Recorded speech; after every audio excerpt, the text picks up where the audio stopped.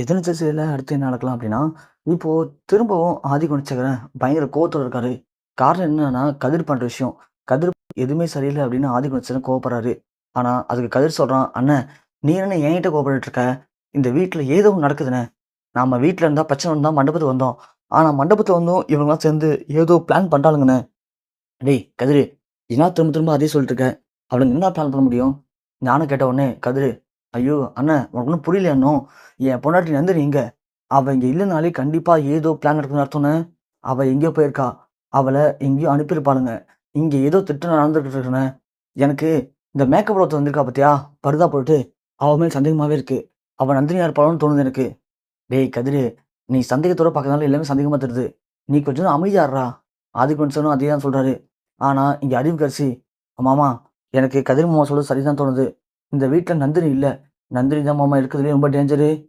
அவள தேடி கண்டுபிடிச்சாகணும் மாமா." அப்படின்னு சொல்லவும், கதிர் உடனே டக்குன்னு கொந்தளிச்சு, "வரேன் இருங்கண்ணே" அப்படின்னு சொல்லிட்டு நேரா உள்ள போறாரு. உள்ள போயிட்டு, "இங்க பாரு, யார் நீ? உன் பர்தாவ கழட்டு, பர்தாவ கழட்டு" அப்படின்னு நந்தினிய மிரட்டுறாங்க. ஆனா தர்ஷன் உடனே, "ஐயோ! சித்தப்பா, அவங்களுக்கு தமிழே தெரியல. நானே இங்கிலீஷ் தான் கொஞ்சம் கொஞ்சமா பேசினேன் அவங்கள்ட்ட.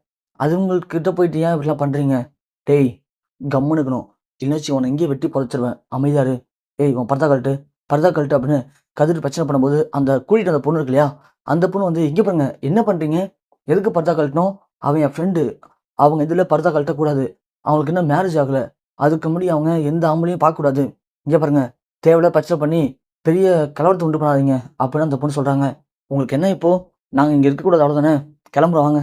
வா போலாம். வா போ" அப்படின்னு சொல்லிட்டு நந்தினி அழைச்சிட்டு கிளம்பிடுறாங்க. நந்தினி அதுக்கு முன்னாடியே தர்ஷன்ட்ட ஃபோன் குடுத்துட்டாங்க. "நான் வெளிய போயிட்டு உனக்கு எப்படி சிச்சுவேஷன் பார்த்துட்டு கால் பண்றேன்.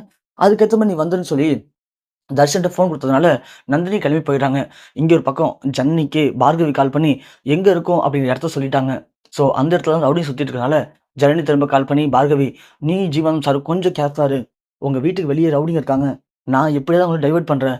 அதுக்கப்புறமா நீங்க கிளம்பி வெளிய வந்துரலாம். நான் உங்கள கூட்டிட்டு போயிடுறேன்" அப்படின்னு சொல்லி, ஜனனி என்ன பண்றாங்க அப்படின்னா, அந்த ரவுடிகளுக்கு தெரியிற மாரி அங்க போய் கார நிப்பாட்டி இறங்கி ஃபோன் பேசுறாங்க. அத ரவுடிங்க பார்த்துறாங்க. "அண்ணன் அந்த பாருங்க அந்த பொண்ணு" அப்படின்னு சொல்லிட்டு ஓடி வராங்க. ஜனனி கார் எடுத்துட்டு அங்கேருந்து கிளம்பிடுறாங்க. இவங்களும் கார் எடுத்துட்டு சேஸ் பண்றாங்க. ஆனா ஜனனி எப்படியோ அவங்கள ஏமாத்திட்டு, கார் எடுத்துட்டு திரும்பவும் பார்கவி இருக்க அதே இடத்துக்கு வராங்க. வந்து பார்கவியும், நம்ம ஜீவானந்தம் சாரையும் கூட்டிக்கிறாங்க ஜனனி. கூட்டிக்கிட்டு அங்கேருந்து கிளம்பி வேற ஒரு இடத்துக்கு போறாங்க. போயிட்டு நம்ம ஜனனி நந்தினிக்கு கால் பண்றாங்க. நந்தினி ஃபோன் நம்பர் தர்ஷன் வச்சிருக்கான். தர்ஷன் தான் அட்டெண்ட் பண்றான். "சித்தி நான் தர்ஷன் பேசுறேன். சொல்லுங்க சித்தி" அப்படின்னு சொன்னதும், தர்ஷன் உடனே விஷயத்த சொல்றான். விஷயத்த சொன்னதும் ஜனனி, "ஓகே தர்ஷா, நான் சொல்ற மாரி செய்யி. நீ எப்படியாவது அங்க இருக்கவங்களுக்கு ஆட்டம் காட்டிட்டு கிளம்பி நான் சொல்ற அட்ரஸ்க்கு வந்துரு" அப்படின்னு சொல்றாங்க. ஆனா அது ஒரு ஹாஸ்பிட்டலா இருக்கு. "சித்தி அந்த ஹாஸ்பிட்டல் எதுக்கு நான் வரணும்?" அப்படின்னு கேட்கும்போது, ஜனனி அப்பதான் சொல்றாங்க, "நான் அம்மாவ அந்த ஹாஸ்பிட்டலுக்கு இப்போ கூட்டிட்டு வரப்போறேன். ஸோ கொற்றவை மேடம் இருக்காங்க இல்லையா? அவங்க தான் இப்போ ஹாஸ்பிட்டல் போயிருக்காங்க. அவங்க எப்படியும் அம்மாவ அங்க கொண்டு வந்துருவாங்க. நீ கிளம்பி அங்க வந்துரு. நானும் பார்கவி, ஜீவானந்த் சார்லாம் அங்க வந்துர்றோம்.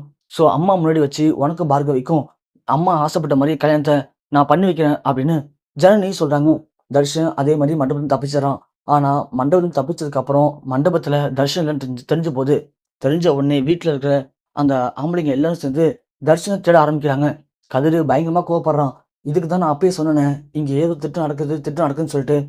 நீங்க தான் என்ன நம்பல. பாத்தீங்களா இப்போ? நான் சொன்ன மாரியே ஆட்டம் காட்டிட்டாங்க பாத்தியா? போனேன்" அப்படின்னு சொல்லிட்டு எல்லாரும் வெறிகொண்டு தேடுறாங்க. ஒரு பக்கம் ஜீவானந்த அழைச்சுட்டு பார்கவி அந்த ஹாஸ்பிட்டலுக்கு போறாங்க. கொற்றவை இருக்கிற ஹாஸ்பிட்டல்ல இருந்து நம்ப ஈஸ்வர அழைச்சுட்டு அந்த ஹாஸ்பிட்டலுக்கு போறாங்க. தர்ஷன் அங்கேயும் தப்பிச்சு அந்த ஹாஸ்பிட்டலுக்கு போறான். ஒரு பக்கம் நம்ம நந்தினி, ரேணுகா எல்லாம் கிளம்பி அந்த ஹாஸ்பிட்டலுக்கு போறாங்க. ஒரு பக்கம் நம்ம ஆதிகுணசிங்க ஆளுங்க எல்லாரையும் தேடுறாங்க. இவங்க மத்தியில எப்படி நம்ம வீட்டு பொம்பளைங்க எல்லாரும் ஒண்ணு சேர்ந்து அந்த ஹாஸ்பிட்டல்ல தர்ஷனுக்கும், பார்கவிக்கும் ஈஸ்வரி முன்னாடி நின்னு கல்யாணத்த பண்ணி வைக்க போறாங்க அப்படிங்கிறத பொறுத்திருந்து பார்க்கலாம்.